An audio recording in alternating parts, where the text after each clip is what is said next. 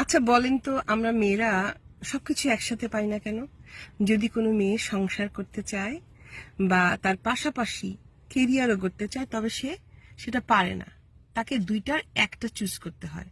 সংসার করতে চাইলে কেরিয়ার ছাড় দিতে হবে, আবার কেরিয়ারকে যদি আঁকড়ে ধরি তাহলে একা হয়ে যেতে হবে সংসারের মধ্যে থেকেও। তো এই দুইটা কি করে একসাথে করা যায়?